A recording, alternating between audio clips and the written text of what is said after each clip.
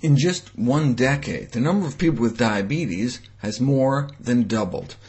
According to the Centers for Disease Control and Prevention, by 2050, 1 out of every 3 of us may have diabetes. What's the big deal? Well, the consequences of diabetes are legion. The number 1 cause of adult-onset blindness, the number 1 cause of kidney failure, the number 1 cause of surgical amputations. What can we do to prevent it? Well, the onset of type 2 diabetes is gradual, with most individuals progressing through a state of prediabetes, a condition now striking approximately 1 in 3 Americans. But only about 1 in 10 even knows it.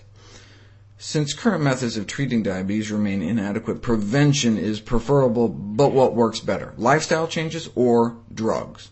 We didn't know until this landmark study was published in the New England Journal of Medicine. Thousands were randomized to get a good double dose of the leading anti-diabetes drug or diet and exercise.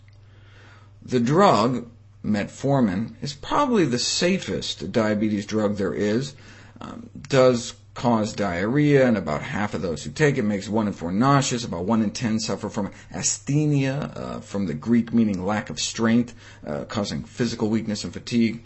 But the risk of being killed by the drug is only about 1 in 66,000 every year. And the drug worked. Compared to placebo, in terms of the percentage of people developing diabetes within the 4-year study period, fewer people in the drug group developed diabetes. But diet and exercise alone worked better. The lifestyle intervention reduced diabetes incidence by 58% compared to only 31% with the drug. The lifestyle intervention was significantly more effective than the drug and had fewer side effects. More than 3/4 of those on the drug reported gastrointestinal symptoms, though there was more muscle soreness reported in the lifestyle group on account they were actually exercising.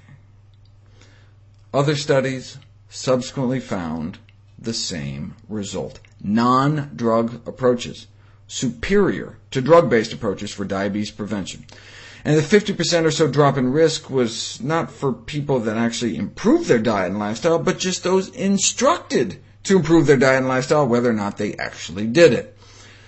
Check this out. This is one of the most famous diabetes prevention studies. 500 people with prediabetes randomized into a lifestyle intervention or control group. And during the trial, the risk of diabetes was reduced by that same 50 to 60%. But only a fraction of the patients met the modest goals. Right? Even in the lifestyle intervention group, only about 1/4 were able to eat enough fiber, meaning whole plant foods, and cut down on enough saturated fat, which in this country is mostly dairy, dessert, chicken, and pork. But they did better than the control group, and fewer of them developed diabetes because of it. But what if you looked just at the folks that actually made the lifestyle changes, met at least 4 out of 5 of those wimpy goals? They had 0 diabetes. None of them got diabetes, 100% drop in risk. Bottom line, type 2 diabetes can be prevented by changes in lifestyle, even in high-risk prediabetic subjects. The fact, then, that type 2 diabetes, a largely preventable disorder, has reached such epidemic proportion is a public health humiliation.